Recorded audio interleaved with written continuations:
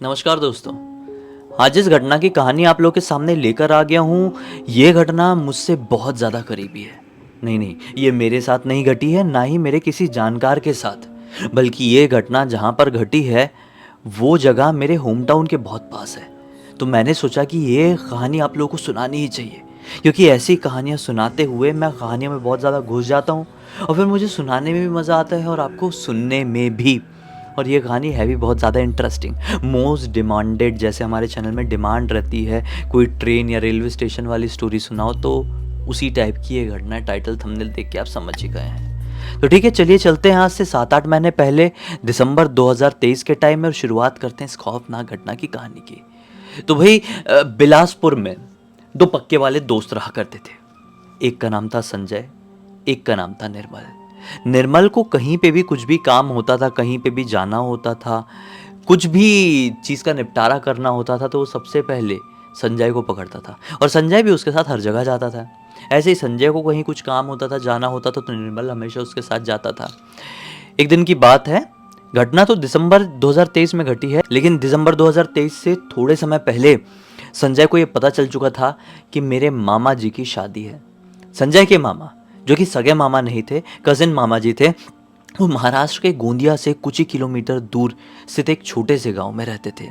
गांव का नाम बता के कोई फ़ायदा तो मिलना नहीं वाला है, क्योंकि घटना उस गांव में तो नहीं घटी थी, लेकिन हाँ, उस जर्नी के दौरान इनके साथ घटी थी। तो संजय को पता था कि मामा जी की शादी है, लेकिन निर्मल को वो बता नहीं पाया था। दिसंबर की शुरुआत होती है, शादी को हफ्ते 10 दिन बचे रहते हैं, फिर वो निर्मल को बताता है कि भाई चलना है। निर्मल भी तुरंत हाँ कह देता है और बोल देता है कि टिकट बुक कर।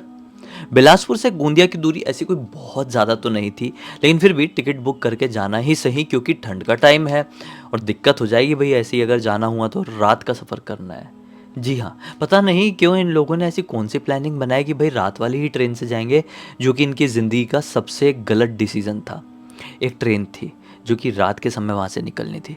बिलासपुर से लगभग 8 साढ़े 8 बजे के आसपास वो निकलनी थी और गोंदिया पहुंचनी थी 2-2:30 बजे के आसपास। ठीक है, इन लोगों ने उसी ट्रेन से अपने टिकट बुक किए हैं और हो गए ट्रेन में सवार।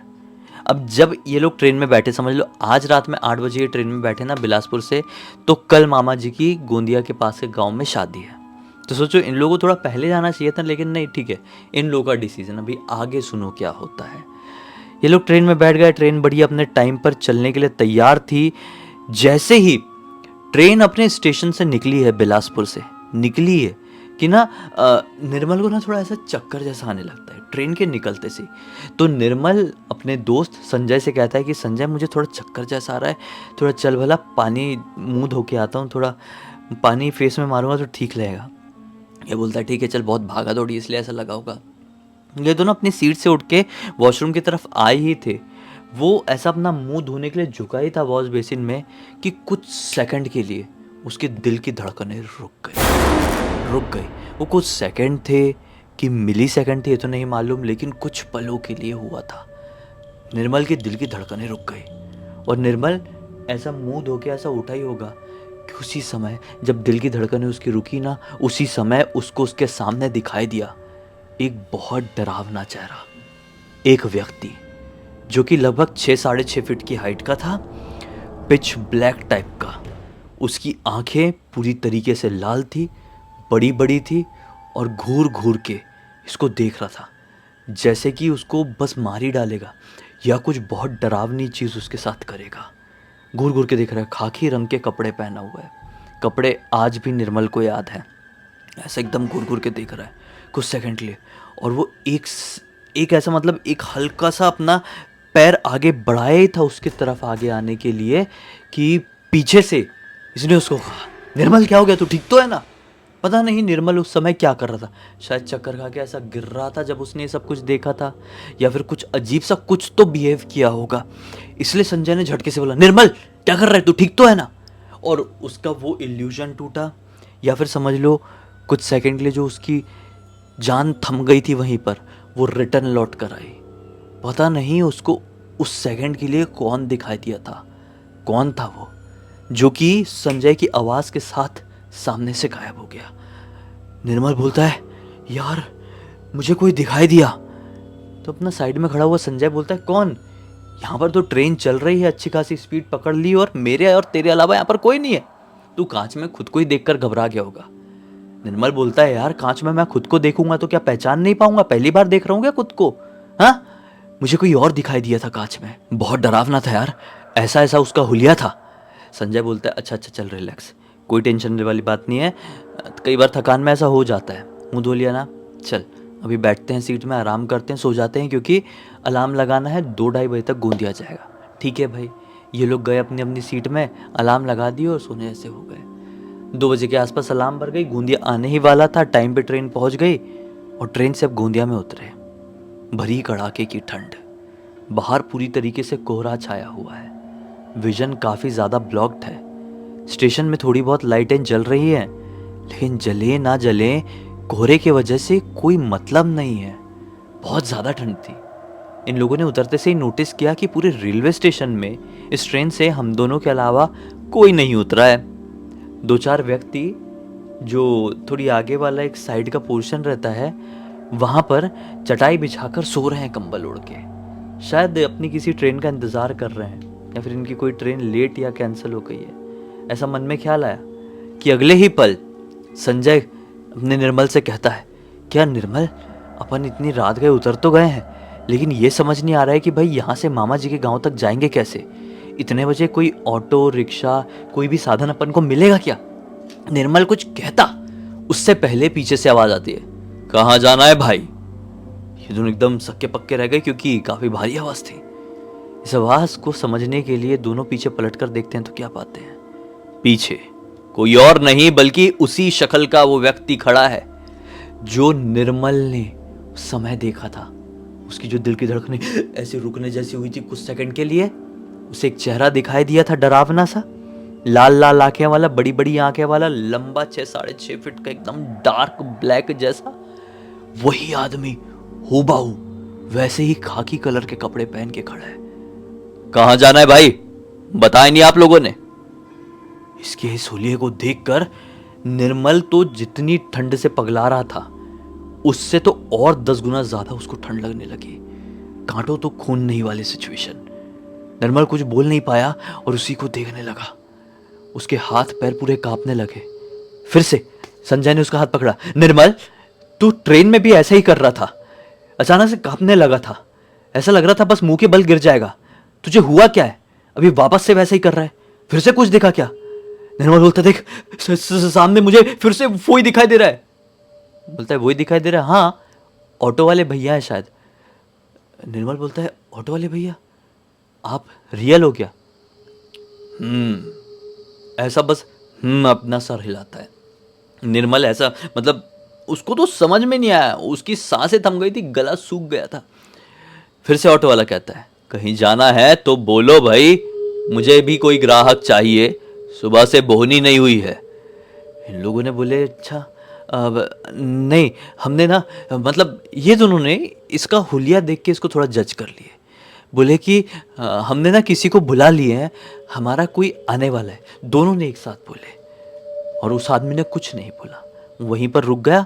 और ये लोग जो मेन जो स्टेशन का जो बाहर निकलने का है ना, वहाँ से निकलते हुए वो आगे बढ़ गए, बाहर निकल कर खड़े हो गए और देखने लगे कोई और तो साधन दिखाई दे, कोई और तो ऑटो दिखाई दे, कुछ तो दिखाई दे कि हम यहाँ से निकले।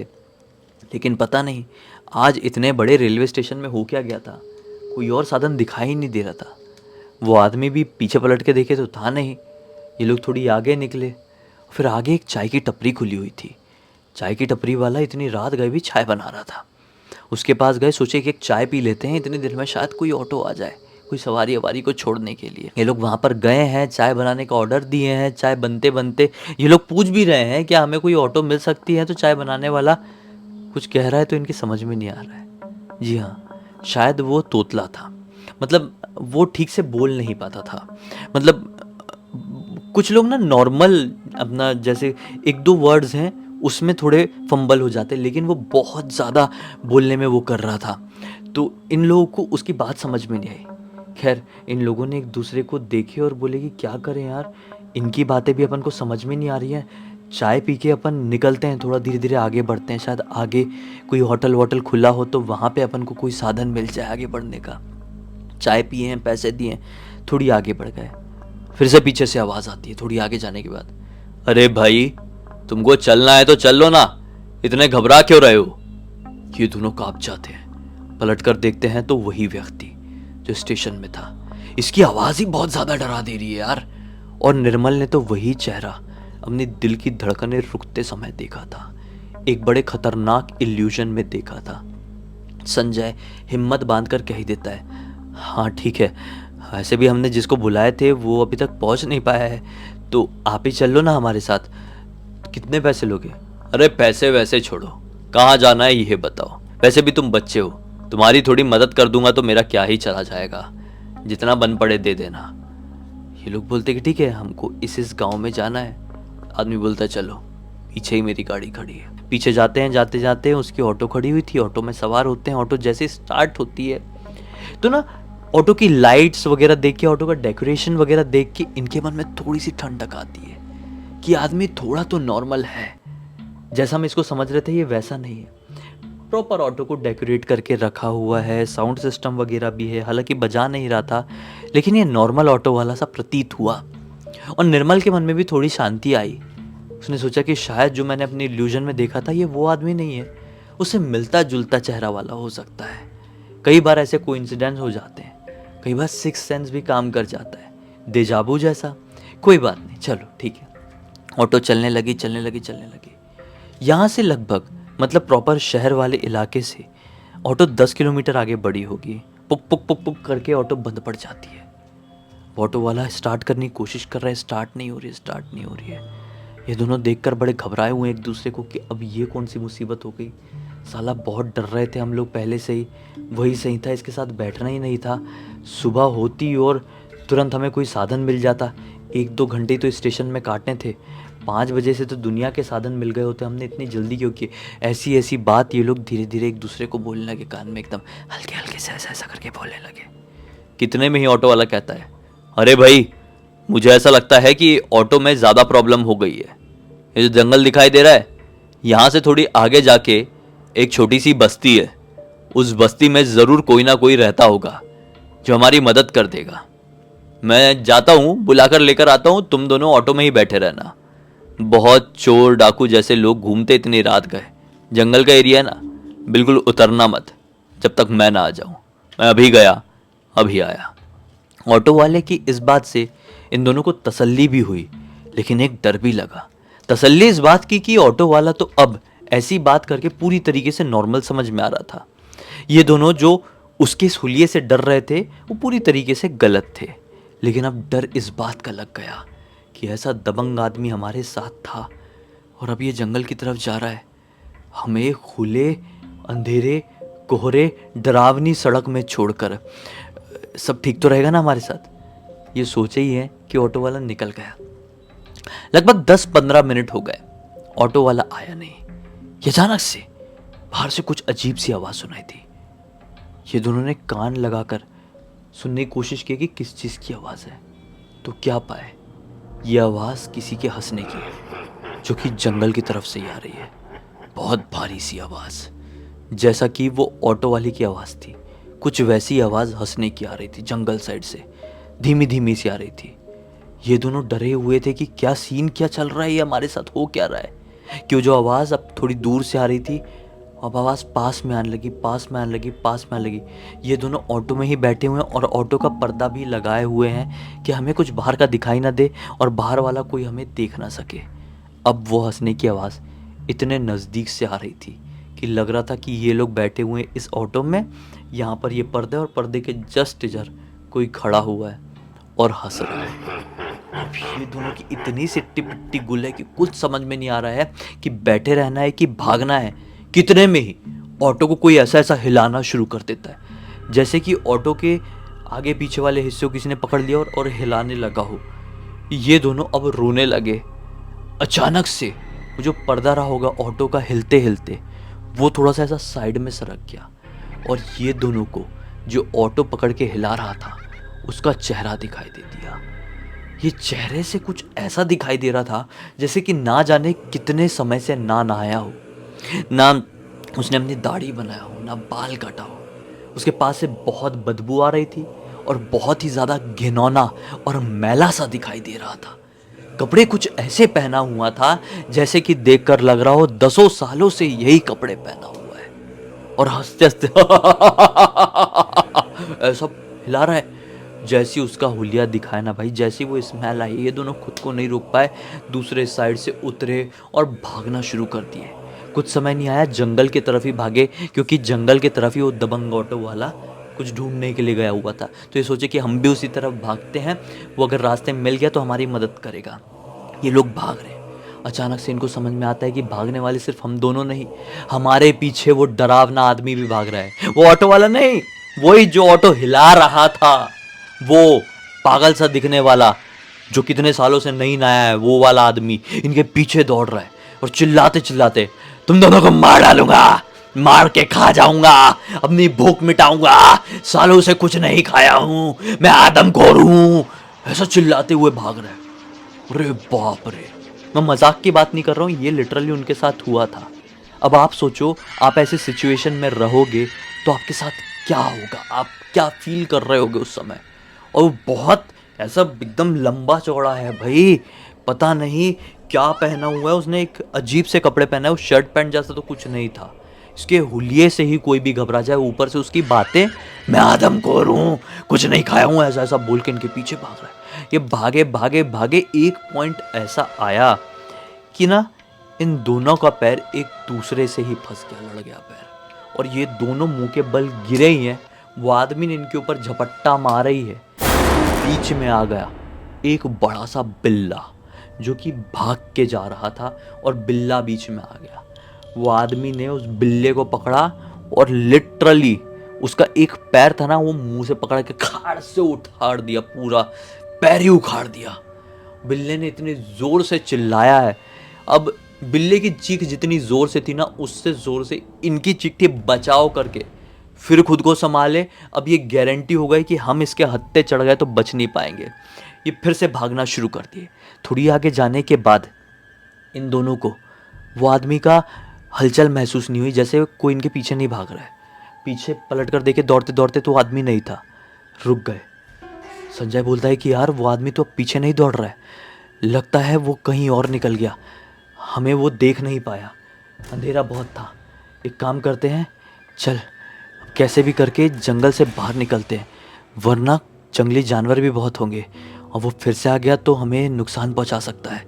पता नहीं क्या था यार, वो कितने में धप से आवाज़ आती है और इन्हें दिखाई देता है इनके पैर के सामने उधड़ा हुआ, यहाँ से पूरा आधा उधड़ा हुआ वही ऑटो वाला दबंग आदमी जो कि इनको बोलकर निकला था कि मैं मदद मांगने के लिए गांव में जा रहा हूँ। यहाँ से जैसे किसी ने उसका पूरा पार्ट उखाड़ कर खा लिया हो, इनके सामने धप से गिरा।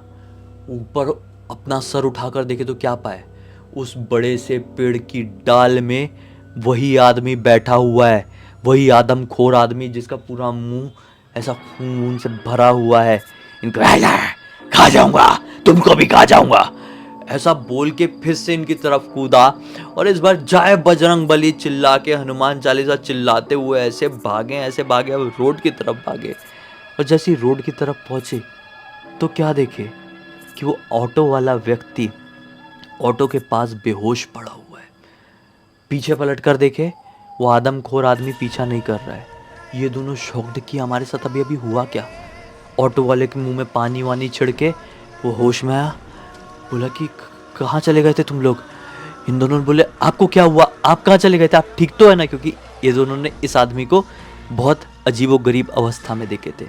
ऑटो वाला बोला हाँ मैं ठीक हूँ, मैं जैसे ही ऑटो के पास आया तुम लोग मुझे दिखाई नहीं दिए, फिर मुझे अचानक से एक चक्कर सा आ गया और चक्कर के बाद कुछ सेकंड के लिए मेरी सांसें थम गई, मेरी हार्ट बीट रुक गई और उसी सेकंड मुझे तुम दोनों के चेहरे में शैतान दिखाई दिया।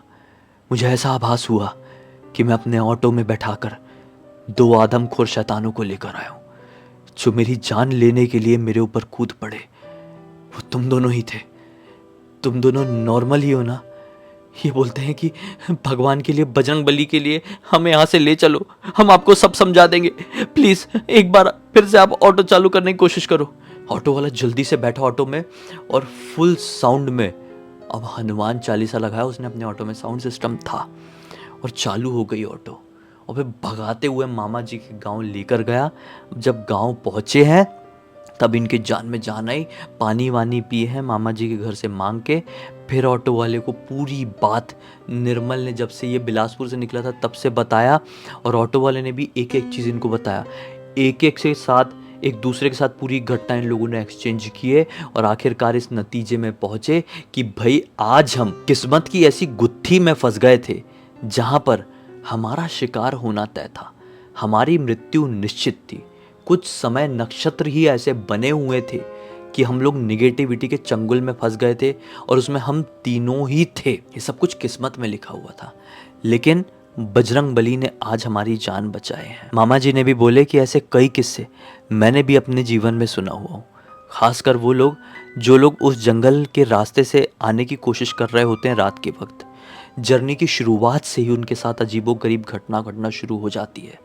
दरअसल उस जंगल में आज से काफ़ी साल पहले एक बहुत बुरी दुर्घटना हुई थी। एक आदमी को बहुत बेरहमी से किसी ने ख़त्म कर दिया था। उसके बाद से ही ये सब कुछ शुरू हुआ है। इस पूरी पूरी घटना की जानकारी मुझे किसी और ने नहीं बल्कि संजय ने खुद इंस्टाग्राम पर लिख कर भेजा। मैंने सोचा आप लोगों को सुनाना बहुत ज़्यादा ज़रूरी है, कैसी कैसी चीज़ें इस दुनिया में एग्जिस्ट करती हैं। इसी एक नोट के साथ इस कहानी का अंत करता हूँ। अब तक इस वीडियो को देख लिया तो लाइक ज़रूर कर देना, चैनल को सब्सक्राइब करके बेल आइकन दबा के ऑल के ऑप्शन में क्लिक करना है, क्योंकि इसी तरह के हैरान कर देने वाले खौफनाक वीडियोस डेली आप लोग के सामने लेके आता रहता हूँ। इंस्टाग्राम की लिंक इस वीडियो के डिस्क्रिप्शन बॉक्स में मिल जाएगी, क्लिक करके डायरेक्टली वहाँ पर पहुँच जाना। और इसी तरह की कोई भी कहानी, टॉपिक या जानकारी आप लोग के पास भी है तो लिख भेजना। हो सकता है मेरा अगला वीडियो कल आपके हिसाब से बन रहा हो। तो चलिए कल फिर से मिलते हैं, तब तक के लिए बहुत बहुत धन्यवाद। आपका दिन शुभ हो।